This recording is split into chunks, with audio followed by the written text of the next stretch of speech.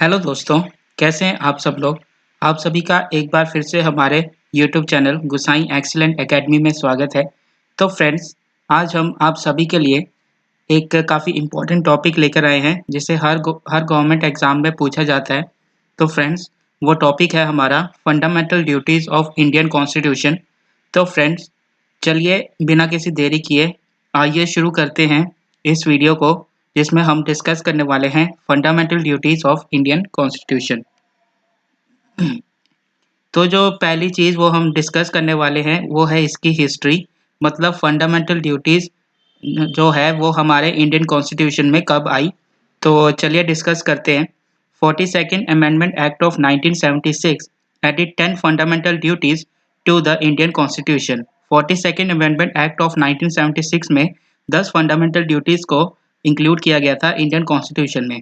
फिर 86 amendment act 2002 हुआ, उसमें एक और फंडामेंटल ड्यूटी को लिस्ट किया गया इसी 10 फंडामेंटल ड्यूटीज़ के साथ। तो वो बेसिकली 11 फंडामेंटल ड्यूटीज़ हो गई।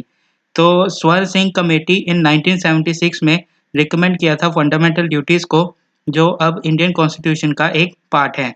The necessary of which was felt during the internal emergency of 1975 to 77, जिनकी ज़रूरत हमें इंटरनल एमरजेंसी के दौरान पड़ी थी, जब 75 और 77 के बीच इंटरनल एमरजेंसी लगी थी देश में। तो जो हमारा अगला क्वेश्चन जो बनता है वो है विच आर्टिकल इट्स बिलोंग। तो फंडामेंटल ड्यूटीज जो है वो कौन से आर्टिकल को बिलोंग करती है, तो आइए समझते हैं। The fundamental duties are deals with article 51A under part 4A of Indian constitution. जो फंडामेंटल ड्यूटीज हैं वो डील करती हैं आर्टिकल 51A, उसके अंडर जो पार्ट 4A है उसमें इंडियन कॉन्स्टिट्यूशन में जो है वो फंडामेंटल ड्यूटीज वहाँ पे एग्जिस्ट करती हैं। नेक्स्ट चीज़ जो हम डिस्कस करेंगे वो है इसकी थोड़ी introduction. The fundamental duties which were added by 42nd amendment act of the constitution in 1976। जो फंडामेंटल ड्यूटीज थी जो ऐड की गई थी 42nd amendment act of constitution के, जो 1976 में था, in addition to creating and promoting culture को बनाना और उसको प्रमोट करना। Also strengths the hands of legislature के हैंड्स को स्ट्रेंथिंग करने का काम करती है और एनफोर्स करती है ड्यूटीज़ को। Vice versa the fundamental rights, जैसे हमें हमें कुछ फंडामेंटल राइट्स मिले हैं हर एक सिटीज़न को इंडिया के, वैसे ही हमारी कुछ फंडामेंटल ड्यूटीज़ भी हैं हमारे देश के प्रति। तो ये सब बताती है इंट्रोडक्शन पार्ट में। अगला जो है वो है हमारा the list of 11 fundamental duties under article 51A to be obey by every Indian citizen is given in the table below. जो ये लिस्ट है 11 फंडामेंटल ड्यूटीज की, जो आप देख रहे हैं यहाँ पे, वो आर्टिकल 51A के अंदर है और वो सभी को ओबे करने के लिए कहा गया है, जो सभी को मानने के लिए कहा गया है। तो चलिए वन बाय वन डिस्कस करते हैं फंडामेंटल ड्यूटीज़ को, जो 11 फंडामेंटल ड्यूटीज़ है हमारी। तो जो पहली फंडामेंटल ड्यूटी है वो है हमारी abide by the Indian constitution and respects it's ideal and institutions, the national flag and the national anthem. तो इसका मतलब जो है वो है संविधान का पालन करें और उसके आदर्शों, संस्थाओं, राष्ट्रध्वज एवं राष्ट्रीय गान का आदर करें। इसका मतलब ये है। जो हमारी दूसरी फंडामेंटल ड्यूटी है वो है cherish and follow the noble ideals that inspire the national struggle for freedom. जो इसका जो मतलब है वो है स्वतंत्रता के लिए राष्ट्रीय आंदोलन को प्रेरित करने वाले उच्च आदर्शों को हृदय में संजोए रखें और उनका पालन करें।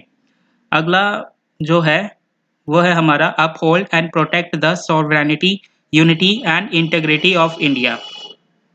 तो इसका मतलब है भारत की संप्रभुता, एकता और अखंडता की रक्षा करें तथा उसे अशोषण रखें।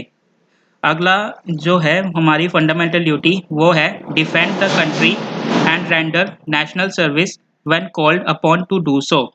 इसका मतलब है देश की रक्षा करें और आह्वान किए जाने पर राष्ट्र की सेवा करें। अगला जो फंडामेंटल ड्यूटी है वो है promote harmony and the spirit of common brotherhood among all the people of India, transcending religions linguistic and regional or sectional diversities and to renounce practice derogatory to the dignity of women। तो इसका मतलब है भारत के सभी लोगों में समरसता और समान भातृत्व की भावना का निर्माण करें जो धर्म, भाषा और प्रदेश का वर्ग आधारित सभी प्रकार के भेदभाव से परे हो। ऐसी प्रथाओं का त्याग करें जो स्त्रियों के सम्मान के विरुद्ध हो। नेक्स्ट फंडामेंटल ड्यूटी है वो है हमारी value and preserve the rich heritage of the country composite culture. इसका मतलब है हमारी सामाजिक संस्कृति के गौरवशाली परंपरा का महत्व समझे और उसका परिरक्षण करें।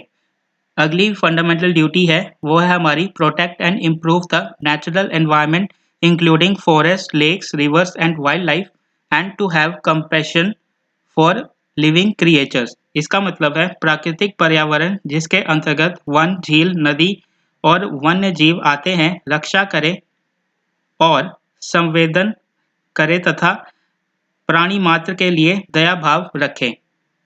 अगली जो है वो है develop scientific temper, humanism and spirit of inquiry and reform. इसका मतलब है वैज्ञानिक दृष्टिकोण से मानववाद और ज्ञानार्जन तथा सुधार की भावना का विकास करें। अगला जो है फंडामेंटल ड्यूटी वो है हमारी safeguard public property and to abjure violence. इसका मतलब है सार्वजनिक संपत्ति को सुरक्षित रखें और हिंसा से दूर रहें।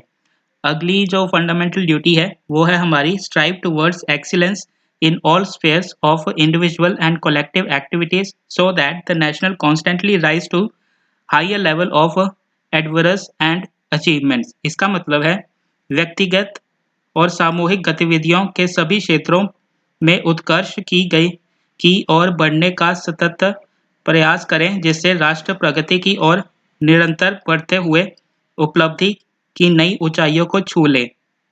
अगली फंडामेंटल ड्यूटी है वो है हमारी provide opportunity for education to his child or wards between the age of 6 and 14 years। This duty was added by 86 Constitution Amendment Act 2002। इसका मतलब है 6 से 14 वर्ष तक की आयु के बीच के अपने बच्चों को शिक्षा के अवसर उपलब्ध कराएं। ये कर्तव्य 86वें संविधान संशोधन अधिनियम 2002 द्वारा लागू किया गया था।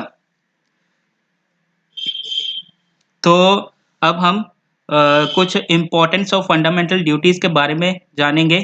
मतलब फंडामेंटल ड्यूटीज़ का इतना इम्पोर्टेंस क्यों है, तो चलिए जानते हैं। ये 4 कारणों की वजह से फंडामेंटल ड्यूटीज़ जो है वो काफ़ी इम्पोर्टेंस हो जाती हैं। तो वन बाय वन इन कारणों को डिस्कस करते हैं।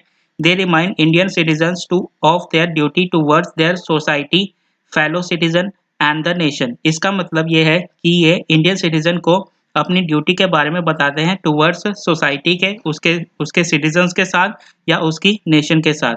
दूसरा पॉइंट ये है they warn citizen against anti national और एंटी सोशल एक्टिविटीज। इसका मतलब है ये वार्न करते हैं एवरी सिटीजन को, कोई अगर एंटी नेशनल और एंटी सोशल एक्टिविटी के अगेंस्ट वार्न करते हैं ये।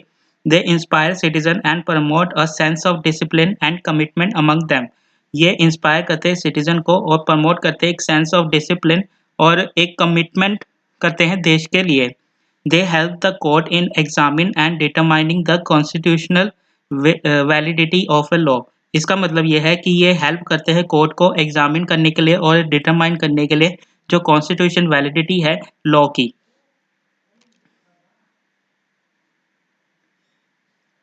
तो फ्रेंड्स आज के लिए फ़िलहाल बस इतना ही। अगर आपको ये वीडियो पसंद आई हो और आपको ये वीडियो नॉलेजेबल लगी हो तो आप इस वीडियो को ज़्यादा से ज़्यादा शेयर करें और हमारे चैनल को लाइक एंड सब्सक्राइब ज़रूर करें ताकि आपको आने वाली वीडियोस की नोटिफिकेशन आसानी से मिल सके। तब तक के लिए थैंक यू ऑल।